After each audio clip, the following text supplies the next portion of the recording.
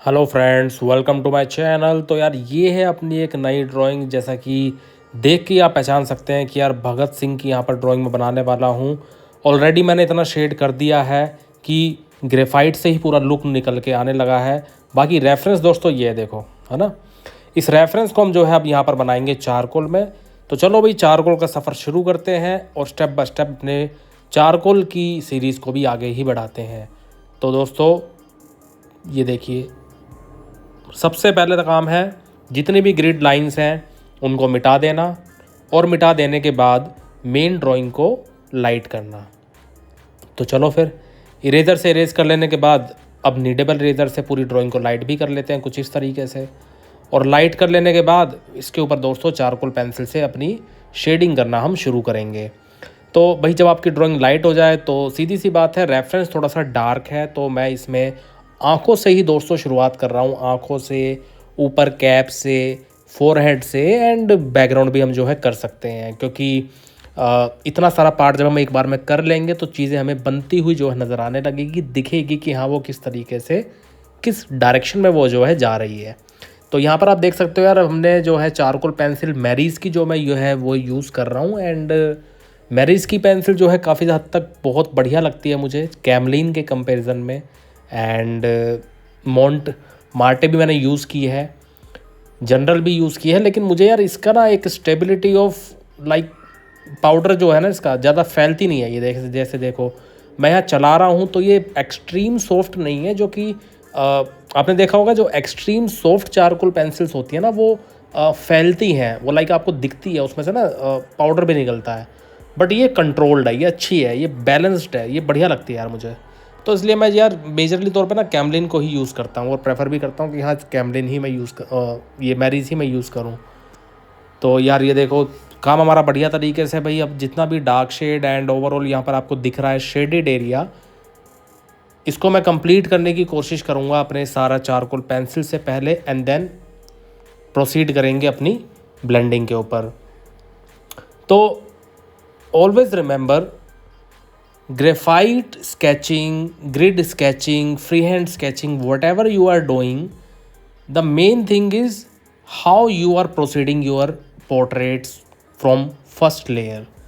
So it is necessary to start with the basic things, like start with the charcoal shade. You can also apply charcoal powder, earbud, है ना। इन सब चीज़ों से आप जो है शुरू करो, एंड देन धीरे धीरे आपको चीज़ें अच्छी देखने को मिलती है। तो यार मैंने अब देखो आपको बेस लेयर में अगर आप डायरेक्ट पाउडर से स्टार्ट करना चाहते हो वो भी मैंने आपको बताया हुआ है। अगर आपको डायरेक्टली अप्रोच करनी है तो डायरेक्ट अप्रोच इस तरीके से है जो कि अभी हम कर रहे हैं, कि नीचे आपको ड्राइंग एज इट इज़ दिख रही है साफ साफ। अब उसके ऊपर आप जो है अपना काम करो सीधा पेंसिल से। अच्छा मुझे एक चीज़ और बताइएगा आप लोग, कि आप लोग जब स्केचिंग करते हो तो क्या इतना शेड, इतनी चीज़ें जैसे कि मैंने अभी इसमें की है, क्या इतना आप करते हो? अगर नहीं तो क्यों नहीं, और अगर हाँ तो रीज़न क्या है? क्योंकि ना अलग अलग पॉइंट ऑफ व्यू दोस्तों, हर एक आर्टिस्ट के अपने अलग अलग पॉइंट ऑफ व्यू होते हैं किसी भी काम को करने के। एंड ग्रिड मेरे ख्याल से अब दोस्तों मैं जो है बस फिनिश ही करने वाला हूँ। अब इसके बाद Lumix method free hand style से हम जो है पोर्ट्रेट्स को बनाया करेंगे, आईपैड से, प्रिंट आउट से, एंड किस तरीके से अप्रोच करनी चाहिए वो सब चीज़ें पूरी लॉन्ग वीडियो दोस्तों अब मैं लाया करूँगा। तो बस आप लोग अपना प्यार दिखाते रहें और सपोर्ट करते रहें दोस्तों, चैनल को शेयर करें अपने दोस्तों के साथ जो पसंद करते हैं आर्ट करना। क्योंकि लॉन्ग वीडियोस ही दोस्तों मैं जो है इसलिए बनाता हूँ ताकि आप कुछ सीख सकें, चीज़ें सीखने को आपको मिले, जो कि बिगिनर है स्पेशली और इंटरमीडिएट है उनको भी एक अप्रोचिंग अपनी समझ में आने लगे कि हाँ यार हमें किस तरीके से आगे बढ़ना है। तो ये यार स्टेप बाय स्टेप तरीके हैं कुछ, जिससे कि आपकी स्केचिंग, आपकी बेसिक ड्राइंग्स इंप्रूव हो जाती हैं, एंड आपको मीडियम पर्टिकुलर जो आप यूज़ करना चाहते हैं जैसे कि पेन, चारकोल, कलर पेंसिल, ये सब चीज़ें आपकी इंप्रूव होती हैं टाइम के साथ। तो यहाँ पर यार शेडेड एरिया पहले से होने की वजह से अच्छी बात ये हो जाती है कि मैं अपने आईपैड में बार बार देखता नहीं हूँ, मैं उसको बंद करके रखता हूँ एंड उसमें यूट्यूब चला के वीडियो अपना देख लेता हूँ कुछ जो मुझे पसंद है, या गाने सुन लेता हूँ।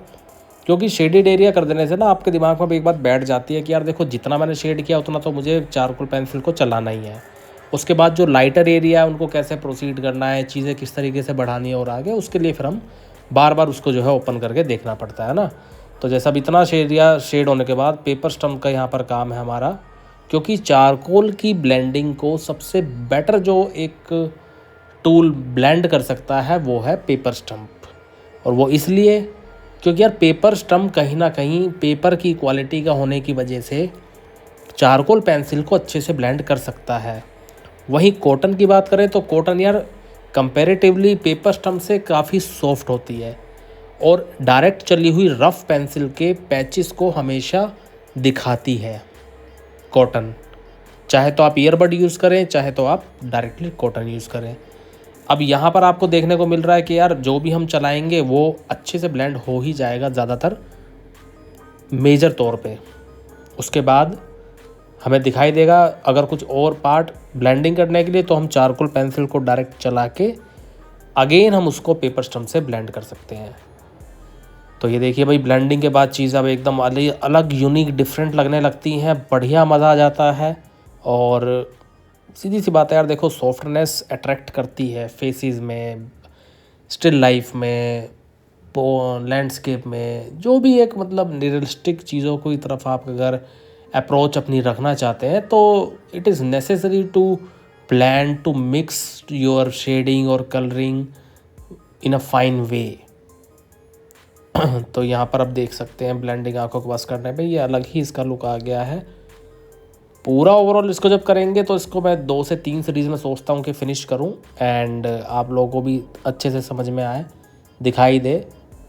तो यहाँ बाकी यहाँ पर आप देख सकते हो भाई, मोटा पेपर स्टम्प बड़ी जगह हम यूज़ कर रहे हैं और अकॉर्डिंग टू द साइज़ आप यूज़ कर सकते हैं, क्योंकि देखो आइज़ छोटी थी, डिटेल्ड है, छोटा एरिया है, तो सीधी सी बात है भाई हमें वहाँ पर नहीं यूज़ करना चाहिए, है ना, ज़्यादा मोटा पेपर स्टम्प। और यहाँ पर भाई अब एरिया बढ़ गया है तो बड़ा पेपर स्टम्प अच्छे से मिक्स कर देगा, क्योंकि ना पेपर स्टम्प अगर आप छोटा यूज़ करते हो बड़े एरिया में तो दोस्तों वहाँ पे भी जो है पैचेस आते हैं, ये बात भी सच है। अब यहाँ पर हम इसको हर एक उस मूवमेंट डायरेक्शन में चलाएंगे जिससे कि चीज़ें बैलेंस्ड मिक्स हो जाएं एकदम। तो ये मिक्स हो जाने के बाद दोस्तों आगे ही प्रोसीड इसी तरीके से करेंगे एंड देखेंगे कैसे चीज़ें कंटिन्यू हो रही हैं। तो वीडियो में दोस्तों आप बने रहिए, वीडियो को सपोर्ट करिएगा। मिलते हैं आप लोगों से नेक्स्ट वीडियो में।